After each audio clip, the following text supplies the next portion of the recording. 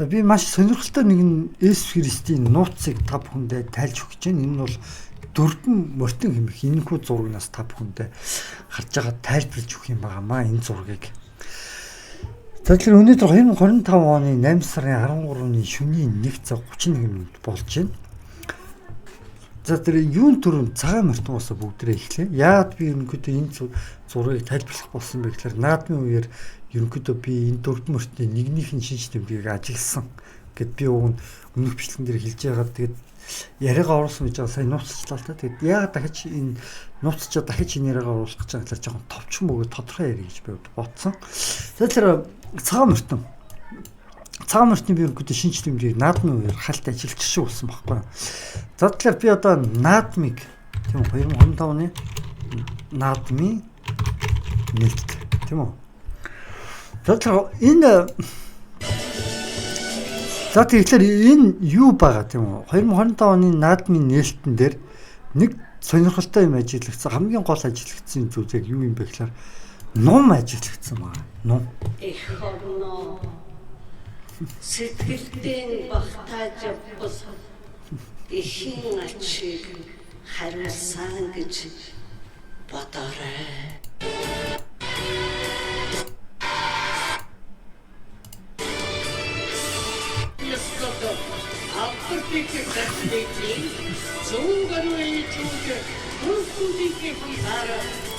Одоо та нарны зургаас харна ном харна. Цагаан өнгийн ном харагдаж байгаа ном. Цагаан өнгийн ном ерөнхийдөө хэнийг бэлэгддэг юм бэ? Юуг бэлэгддэг юм бэ гэхлээр энэ цагаан өнгийн номтой энэ хааныг бэлэгддэг байхгүй. Ерөнхийдөө бол бэлэгдэл нь энэ юм байгаа ном. Тэгээд энэ дээр юуг харагдаж байгаа юм гэхлээр ерөнхийдөө ч өөрөө бас цагаан дэлтэй байгаа. Ирчид сум хөх тэнгэртэй эсгэрч саруул ухаанд ирчид сум хөх тэнгэртэй эсгэрч саруул ухаан гэд ярьж байгаа юмнууд нь хүртэл ирчид сум гэд хэлж байгаа та ингэ санаа. Ирчид сум хөх тэнгэртэй эсгэрч дээрс нь ерөнхийдөө ч өөрөө юутай байгаа юм гэхлээр цагаан өнгийн дэлтэй байгаа. Дээрээс нь энэ бамбар асааж байгаа хүмүүс юу юм гэхлээр нэг бэлэгдэлтэй байгаа.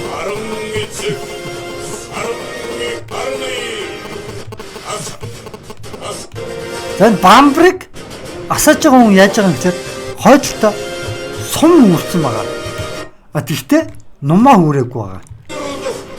Өөрөлд сум үүрсэн байгааз тэгтээ ном нь харагдахгүй баз. Тэгээд би юу хэлэх гээд байгаа юм гэхээр энэ зургийн дээр юу гэж хэлдэггүй гэхээр энэ хаан титэм миний бодлоор ерөнхийлөгч юм уу нэг тийм хүмүүсийг илэрхийлж хийж магадгүй тийм. Энэ дээр энэ цагаан мөр хэрэг гараад ирсэн бол ардаасаа улаан хар саар 3 мөрийг дагуулж ирдэг гэж үздэг байхгүй.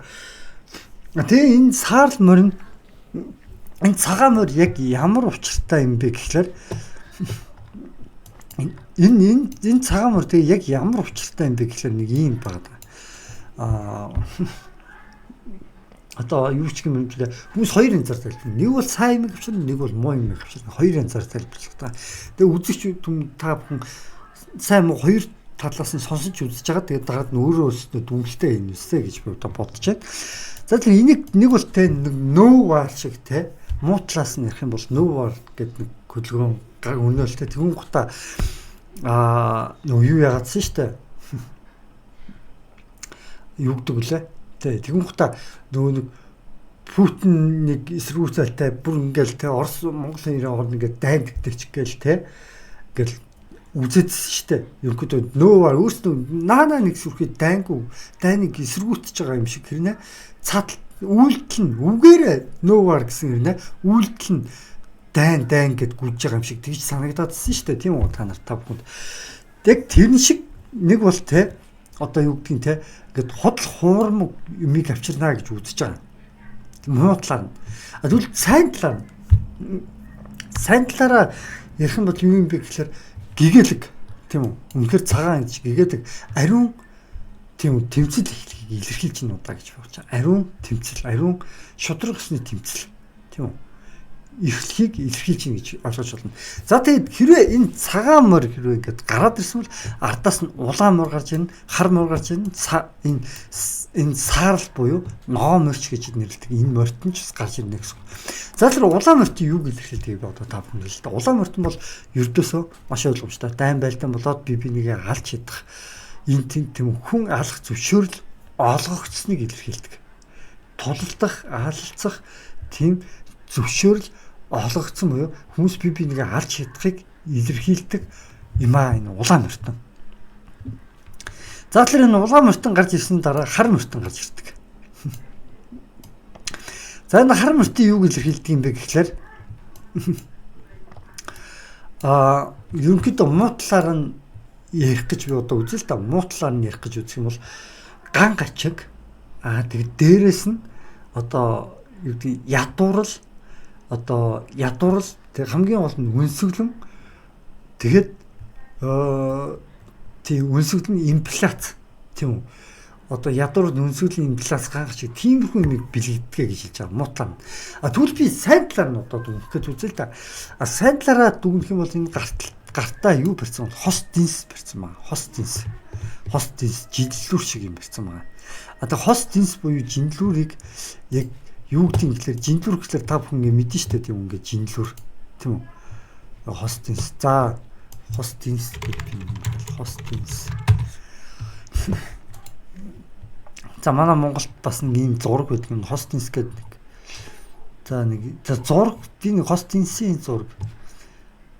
За яг жинлүүр шиг нэг ийм гараад ич чад. Одоо энэ зураг нь. Одоо энэ зургийг л би танарт харуулах гэдэг юм шиг болно.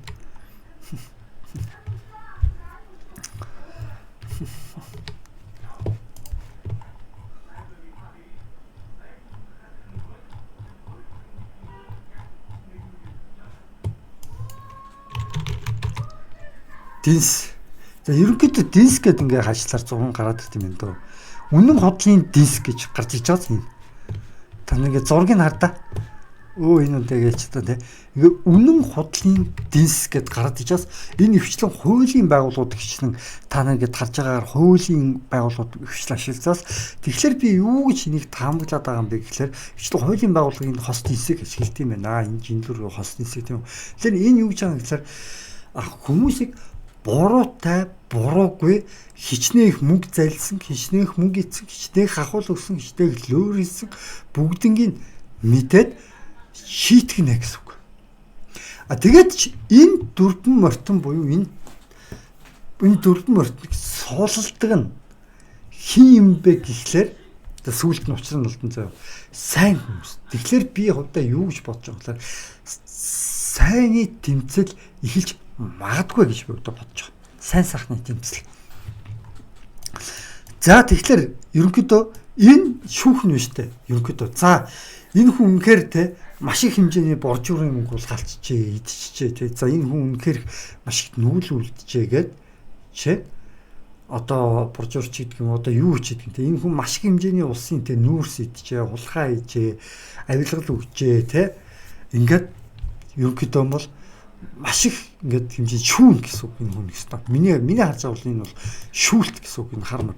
Хар өнгө ерөнхийдөө юу илэрхийлдэг юм бэ гэхээр шудраг ёсыг илэрхийлдэг байхгүй. Шудраг байдлыг илэрхийлдэг. Үнэн шудраг байдлыг илэрхийлдэг.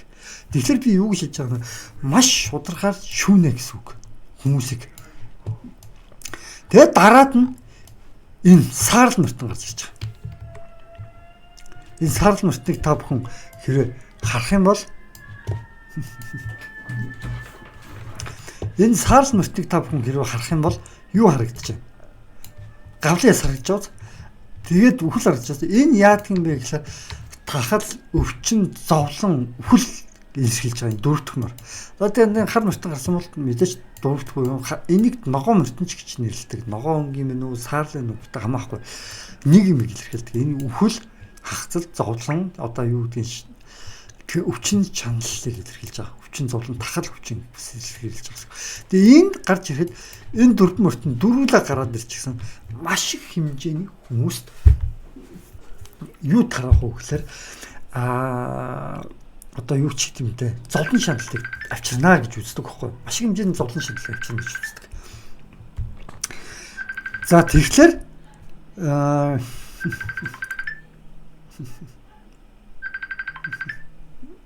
энд хүн залгаадах юм. Яг бичлэг хийжсэн чинь.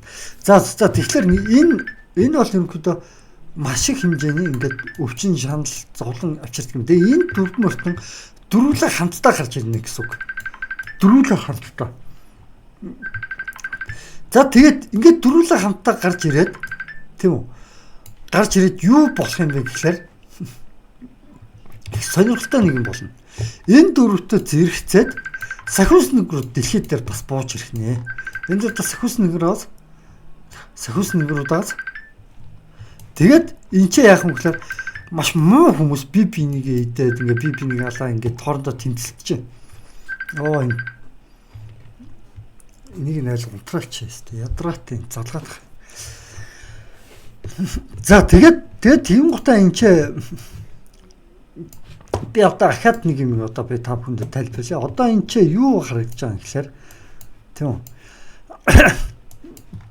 Одоо би танарт энэ чинь нэг зургийг харлаа. Энд юу вэ? Хаадууд үгсэн байгаас.